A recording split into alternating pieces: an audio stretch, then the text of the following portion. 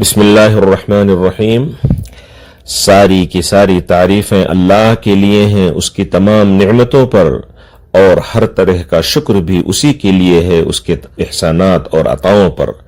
میں تنگی اور آسودگی ہر حال میں اسی سے مدد مانگتا ہوں، اور خوشحالی و بدحالی دونوں میں اسی سے مغفرت طلب کرتا اور اسی کی طرف تائب ہوتا ہوں۔ قضاء و قدر کے تحت جو کچھ بھی جاری ہوتا ہے اس میں اسی پر بھروسہ کرتا ہوں، اور گواہی دیتا ہوں کہ اللہ کے سوا کوئی دوسرا معبود برحق نہیں، وہ اکیلا ہے، اس کا کوئی شریک نہیں، وہی زمین و آسمان کا رب ہے۔ اور میں یہ بھی گواہی دیتا ہوں کہ ہمارے سردار اور ہمارے نبی محمد صلی اللہ علیہ وسلم اللہ کے بندے، اس کے رسول اور تمام انبیاء کے خاتم یعنی آخری نبی ہیں۔ اللہ تعالیٰ ان پر، ان کی پاکیزہ آل پر، ان کے فاضل و برگزیدہ صحابہ کرام پر، تابعین پر،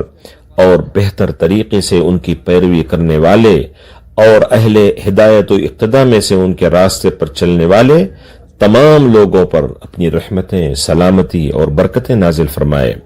حمد و صلات کے بعد اے لوگو، میں آپ سب کو اور خود اپنے آپ کو اللہ کے تقوی کی وصیت کرتا ہوں۔ بس اللہ تم پر رحم فرمائے، اللہ سے ڈرو، اور جان لو کہ جس شخص کی امید جتنی بڑی ہوتی ہے اس کی طلب و کوشش بھی اتنی ہی شدید ہوا کرتی ہے۔ جس کا خوف جس قدر زیادہ ہوتا ہے وہ برائی سے بچنے کے لیے اسی قدر دور بھاگتا ہے، اور جو حسن ظن رکھتا ہے تو اس کا عمل بھی اچھا ہوتا ہے۔ اصل ہتھیار عقل کا ہتھیار ہے، زبان کا نہیں، اور حقیقی قوت سکوت و خاموشی میں ہے، نہ کہ کثرت کلامی میں۔ ایک انسان ساری ہی مخلوق کو خوش کرنے پر تو قادر بے شک نہیں، لیکن انہیں اپنی طرف سے پہنچنے والی تکلیف و اذیت کو روکنے پر وہ ضرور قادر ہے۔ اور قیامت کے دن اللہ کے نزدیک لوگوں میں سب سے بدتر مرتبے والا شخص وہ ہوگا جسے لوگ اس کے شر سے بچنے کے لیے چھوڑ دیں،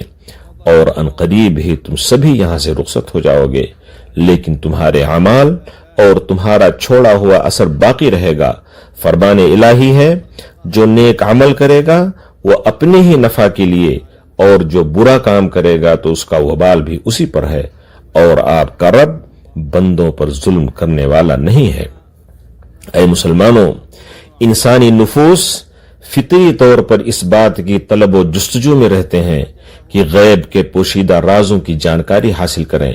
اور دل مستقبل کے ان نامعلوم حالات سے واقفیت کے خواہش مند رہتے ہیں جو ابھی پردے غیب میں ہیں۔ یہاں تک کہ لوگ نجومیوں، رمالوں یعنی ریت پر لکیروں کے ذریعے غیب کا دعویٰ کرنے والوں، کاہنوں اور ستاروں و برجوں کا حال بتانے والوں سے وابستہ ہو گئے، چنانچہ وہ خود بھی گمراہ ہوئے اور دوسروں کو بھی گمراہ کیا، سوائے ان لوگوں کے جن پر اللہ نے رحم فرمایا۔ حدیث مبارکہ میں ہے، جس شخص نے کسی کاہن یا نجومی کے پاس جا کر اس کی کہی ہوئی بات کی تصدیق کی تو بالتحقیق اس نے اس چیز کا انکار کیا جو محمد صلی اللہ علیہ وسلم پر نازل کی گئی ہے۔ اسے امام احمد اور امام بیہقی نے روایت کیا ہے۔ امام طحاوی رحمہ اللہ فرماتے ہیں، جو شخص ایسی چیزوں کو جاننے کی کوشش کرے جن کا علم اس سے مخفی اور محظور رکھا گیا ہے، اور اس کی فہم و سمجھ اللہ کے احکام کے سامنے سر تسلیم خم کرنے پر قانع و مطمئن نہ ہو، تو اس کی یہ مراد اور خواہش سے توحید خالص اور صاف و شفاف معرفت الہی سے محروم کر دیتی ہے۔ مسلمانوں کی جماعت اور اس نجوم و کاہنت اور فال گوئی کے مقابلے میں سچا اور نیک خواب آتا ہے، جو نبوت کے 46 حصوں میں سے ایک حصہ ہے، جیسا کہ یہ بات ہمارے صادق و مصدوق نبی محمد صلی اللہ علیہ وسلم سے صحیح حدیث سے ثابت ہے۔ اور بحالت بیداری جن لوگوں کی زبان و گفتگو سب سے زیادہ سچی ہوتی ہے، ان کے خواب بھی سب سے زیادہ سچ ہوا کرتے ہیں۔ نبی اکرم صلی اللہ علیہ وسلم اپنے صحابہ کرام رضوان اللہ علیہ مجمعین سے پوچھا کرتے تھے، کیا تم میں سے کسی نے کوئی خواب دیکھا ہے؟ راوی کہتے ہیں، پھر صحابہ میں سے جو شخص اپنا خواب بیان کرنا چاہتا وہ آپ صلی اللہ علیہ وسلم کے سامنے اللہ کی مشیت و ارادے کے مطابق بیان کر دیتا۔ حافظ نووی رحمہ اللہ فرماتے ہیں صحابہ کرام کا خواب کے بارے میں یہ سوال کرنا اس بات پر محمول ہے کہ آپ صلی اللہ علیہ وسلم انہیں خواب کی تعبیر، اس کی فضیلت اور اس میں اللہ کی طرف سے غیب کی بعض خبروں کے شامل ہونے کے بارے میں تعلیم دیا کرتے تھے۔ ایسے ہی حافظ ابن حجر رحمہ اللہ کا قول ہے کہ اس حدیث میں خواب کے معاملے کی اہمیت کا بیان، اس کے بارے میں سوال کرنے نیز اس کی فضیلت تعبیر کا ذکر ہے۔ اور ابن قیم رحمہ اللہ فرماتے ہیں خواب ایسی مثالیں اور شباہتیں ہوتی ہیں جن کے ذریعے خواب دیکھنے والا اپنے سامنے پیش کی گئی مثال کے ذریعے اس کی مماثل چیز پر استدلال کرتا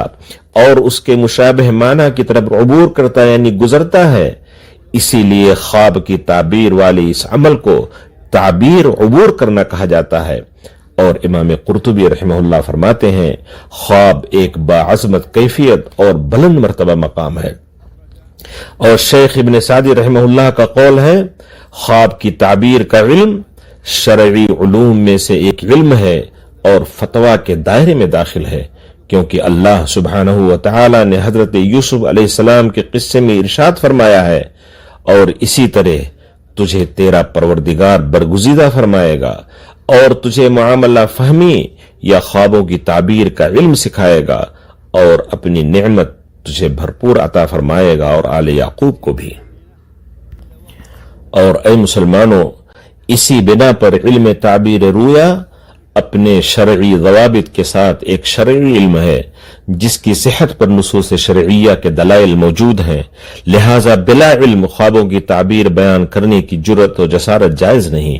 کیونکہ خواب کی تعبیر ایک طرح کا فتویٰ ہے جس میں کسی بھی شخص کو بغیر علم گفتگو نہیں کرنی چاہیے۔ اللہ کا ارشاد ہے اے درباریو مجھے میرے اس خواب کے بارے میں فتویٰ دو یعنی تعبیر بتاؤ۔ اور امام مالک رحمہ اللہ سے جب پوچھا گیا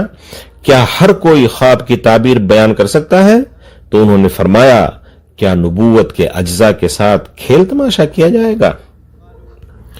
اے مسلمانوں، خواب کی 3 قسمیں ہیں۔ پہلی قسم نیک اور صالح خواب، اور یہ خواب اللہ تعالی کی جانب سے ہوتا ہے اور نبوت کے 46 حصوں میں سے ایک حصہ ہے جو برحق خواب اور سچی بشارت ہوتا ہے۔ امام بخاری رحمہ اللہ نے حضرت ابو سعید خدری رضی اللہ تعالی عنہ سے روایت کیا ہے کہ نبی کریم صلی اللہ علیہ وسلم نے فرمایا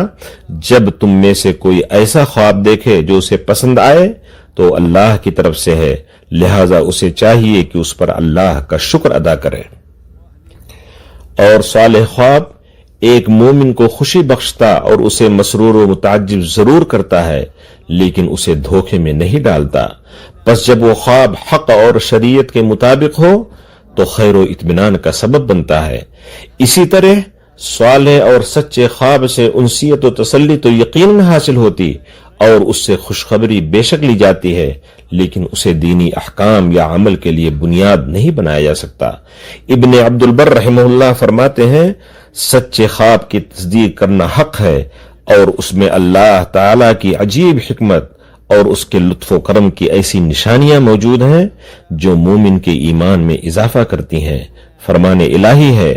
یقیناً اللہ تعالی نے اپنے رسول کو خواب سچا اور برحق دکھایا، بے شک پس سچا خواب باقی رہ جانے والی بشارتوں میں سے ہے جو خیر و بھلائی کی خوشخبری دیتا اور شر و برائی سے خبردار کرتا ہے۔ اور نبی کریم صلی اللہ علیہ وسلم نے فرمایا میرے بعد نبوت میں سے صرف مبشرات یعنی خوشخبریاں باقی رہ گئی ہیں۔ صحابہ کرام نے عرض کیا مبشرات کیا ہیں؟ تو آپ صلی اللہ علیہ وسلم نے فرمایا سچا خواب۔ اسے امام بخاری نے حضرت ابو ہریرہ رضی اللہ تعالی عنہ کی حدیث سے روایت کیا ہے۔ اور جو بھی شخص یہ چاہتا ہے کہ اس کے خواب سچے ہوں تو اسے چاہیے کہ وہ سچائی کو اختیار کرے، روزی حلال کھائے، اللہ تعالی کے احکامات کا پابند بنے، اس کی منع کردہ چیزوں سے باز رہے اور اللہ کا ذکر کثرت سے کیا کرے۔ ابن عبد البر رحمہ اللہ فرماتے ہیں جس شخص کی نیت اللہ تعالی کی عبادت اور یقین میں خالص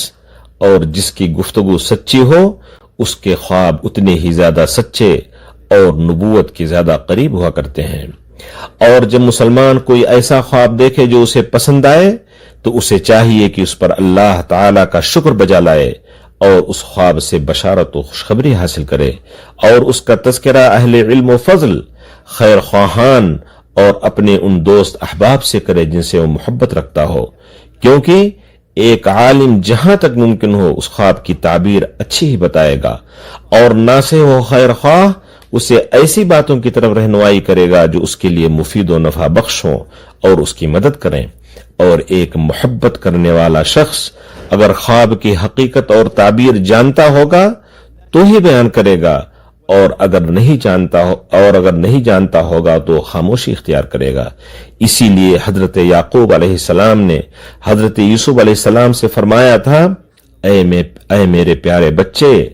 اپنا خواب اپنے بھائیوں کے سامنے نہ بیان کرنا، ایسا نہ ہو کہ وہ تیرے خلاف کوئی چال چلیں۔ علماء کرام فرماتے ہیں یہ آیت اس بات کی بنیادی اصل اور دلیل ہے کہ اپنا خواب شفیق و بہی خواہ اور مخلص شخص کے سوا کسی اور کے سامنے نہیں بیان کرنا چاہیے، اور نہ ہی ایسے فرد کے سامنے جسے درست تعبیر کا علم ہی نہ ہو، جیسا کہ حدیث شریف میں وارد ہے کہ جب تم میں سے کوئی شخص کوئی خواب دیکھے تو کسی عالم یا ناصح کے سوا کسی اور کو نہ بتائے۔ اور حضرت ابو رزین عقیلی رضی اللہ تعالی عنہ کی روایت میں ہے، اور خواب کسی عالم، خیر خواہ یا زیرک و عقل مند کے علاوہ کسی سے بیان نہ کرو۔ اور ایک دوسری روایت میں ہے، خواب صرف کسی محب یا صاحب رائے کے سامنے ہی بیان کیا جائے۔ خواب کی دوسری قسم شیطان کی طرف سے آنے والا خواب، حلم۔ صحیحین یعنی بخاری مسلم میں حضرت ابو قتادہ رضی اللہ تعالی عنہ کی روایت میں ہے، وہ بیان کرتے ہیں، میں نے اللہ کے رسول صلی اللہ علیہ وسلم کو بیان فرماتے ہوئے سنا، سچا خواب اللہ کی طرف سے ہوتا ہے، جبکہ ڈراؤنا برا خواب شیطان کی طرف سے ہوتا ہے۔ اور حضرت ابو ہریرہ رضی اللہ تعالی عنہ کی روایت میں ہے کہ نبی کریم صلی اللہ علیہ وسلم نے فرمایا، خواب 3 قسم کے ہوتے ہیں، ایک سچا و برحق خواب، دوسرا وہ خواب جس میں انسان اپنے آپ سے باتیں کرتا ہے یعنی حدیث نفس، اور تیسرا خواب وہ جس کے ذریعے شیطان انسان کو غمگین بناتا ہے۔ اسے امام ترمذی نے روایت کیا ہے اور حدیث کو حسن صحیح کہا ہے۔ لہذا جب بھی ایک مسلمان کوئی ایسا خواب دیکھے جو اسے ناپسند ہو یا خوف زدہ کرنے والا ہو تو اسے چاہیے کہ 3 مرتبہ شیطان اور اپنے دیکھے ہوئے خواب کے شر سے اللہ تعالیٰ کی پناہ مانگے، یعنی اعوذ باللہ پڑھے، اپنے بائیں جانب 3 بار ہلکی سی تھتکار کرے، اٹھ کر نماز پڑھے، جس کروٹ لیٹا تھا اسے بدل کر دوسری کروٹ ہو جائے، اور اس خواب کا ذکر کسی سے نہ کرے۔ اور امام بخاری رحمہ اللہ نے حضرت ابو سعید خدری رضی اللہ تعالی عنہ کی حدیث سے روایت کیا ہے کہ نبی کریم صلی اللہ علیہ وسلم نے فرمایا، جب بھی تم میں سے کسی کو کوئی ایسا خواب نظر آئے جسے وہ پسند ہو تو وہ اللہ کی طرف سے ہوتا ہے، لہذا اسے چاہیے کہ اس پر اللہ کا شکر ادا کرے۔ لیکن اگر اس کے علاوہ کوئی ایسا خواب دیکھے جسے وہ ناپسند ہو تو وہ شیطان کی طرف سے ہوتا ہے، پس اسے چاہیے کہ اس کے شر سے اللہ کی پناہ مانگے اور اس کا ذکر کسی سے نہ کرے، تو وہ اسے ہرگز نقصان نہیں پہنچائے گا۔ اور ناگوار و خوفناک خواب کی نہ تو تعبیر نکالنی چاہیے اور نہ ہی اس کے بارے میں گفتگو کرنی چاہیے۔ خواب کی تیسری قسم حدیث نفس، یعنی دل و دماغ کے خیالات سے بننے والا خواب پریشاں، جیسا کہ حضرت ابو ہریرہ رضی اللہ تعالی عنہ کی حدیث میں نبی کریم صلی اللہ علیہ وسلم کا یہ فرمان پہلے گزر چکا ہے۔ اور خوابوں میں ایک خواب وہ بھی ہوتا ہے جو انسان اپنے آپ سے گفتگو کرتے ہوئے دیکھتا ہے، اور وہ یوں کہ ایک انسان بیداری کی حالت میں اپنی زندگی کے بعض معاملات میں مشغول و مصروف رہتا ہے، مثلا بازار کے مسائل، کام کاج، تعلیم، گھریلو معاملات یا زندگی کے دیگر امور کے بارے میں سوچتا رہتا ہے۔ پھر جب وہ اپنے بستر پر جاتا ہے تو خواب میں انہی امور سے متعلق چیزیں دیکھتا ہے۔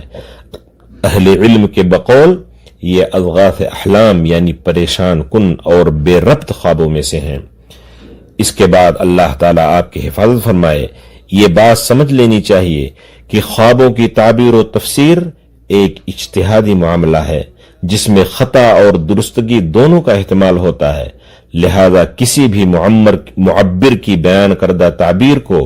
قطعی اور یقینی سمجھنا مناسب نہیں۔ جیسا کہ حضرت ابو بکر صدیق رضی اللہ تعالی عنہ نے جب ایک خواب کی تعبیر بیان کی تو نبی کریم صلی اللہ علیہ وسلم نے ان سے فرمایا تھا، تم نے بعض حصوں میں تعبیر درست بتائی اور بعض میں غلطی کی ہے۔ اور خواب کی تعبیر بیان کرنے والے شخص کے لیے ضروری آداب میں سے ہے کہ وہ پاک دامنی، پاکیزہ کردار، سچائی و امانت داری، پختہ علم، اچھے اخلاق، درست روش اور نیک طریقہ کار کا حامل ہو، لہذا خواب کی تعبیر نہ تو جاہلوں سے پوچھی جائے، نہ کم علم افراد سے، اور نہ ہی ایسے لوگوں سے جن کا دین کمزور ہو۔ میں پناہ مانگتا ہوں اللہ کے ذریعے شیطان مردود سے۔ فرمان الہی ہے، بالتحقیق اللہ تعالیٰ نے اپنے رسول کو خواب سچا اور برحق دکھایا کہ اگر اللہ نے چاہا تو تم یقیناً پورے امن و امان کے ساتھ مسجد حرام میں داخل ہوگے، اپنے سروں کو مڑواتے ہوئے اور سر کے بال کترواتے ہوئے، چین کے ساتھ نڈر ہو کر۔ وہ ان امور کو بخوبی جانتا ہے جنہیں تم نہیں جانتے، چنانچہ اس نے اس سے پہلے ایک قریب کی فتح تمہیں میسر فرما دی۔ اللہ تعالی مجھے اور آپ کو اپنے قرآن کی ہدایت اور اپنے نبی محمد صلی اللہ علیہ وسلم کی سنت سے نفع پہنچائے۔ میں اپنی یہ بات کہتا اور اپنے لیے، آپ کے لیے اور تمام مسلمانوں کے لیے اللہ سے مغفرت طلب کرتا ہوں، بس آپ سب بھی اس سے مغفرت مانگیں، یقیناً وہ بڑا ہی بخشنے والا اور نہایت رحم فرمانے والا ہے۔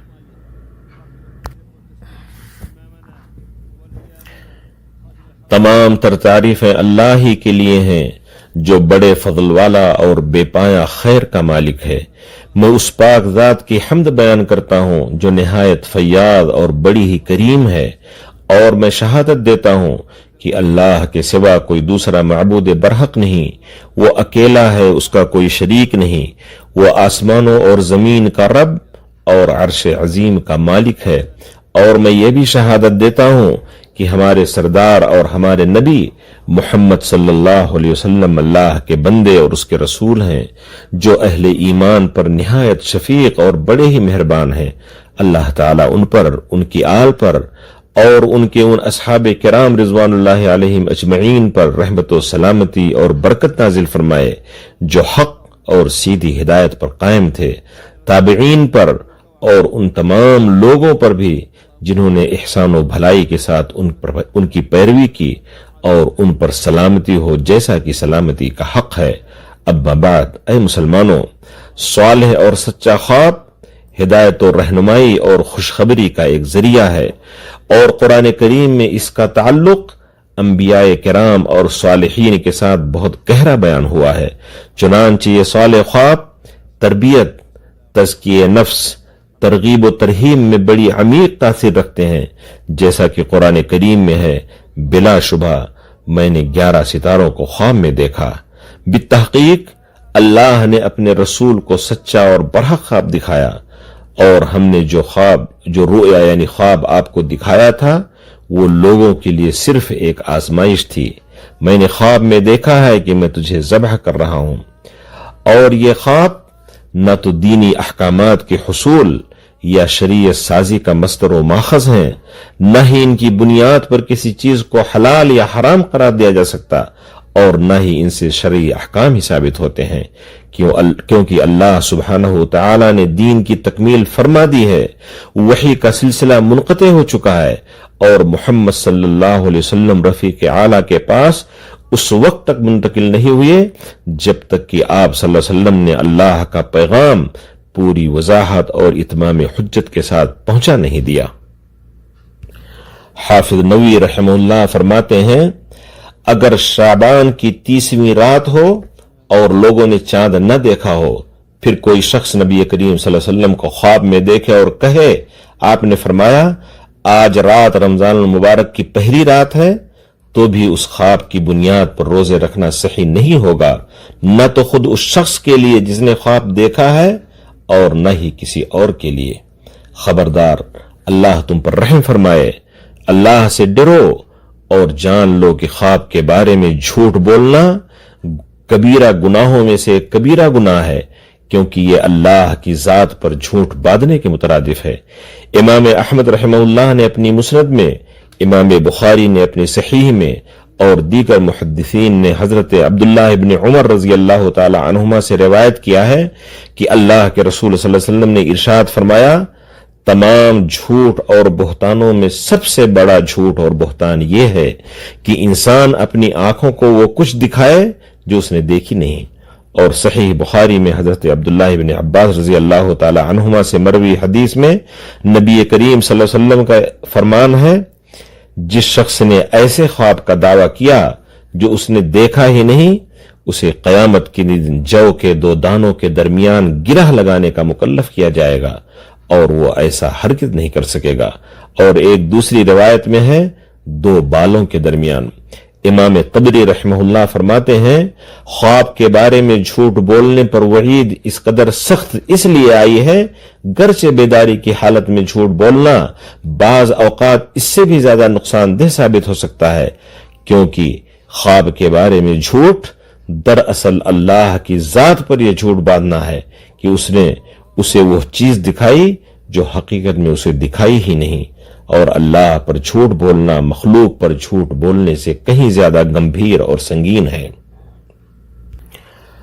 اور اب ہدیے میں ملی سراپا رحمت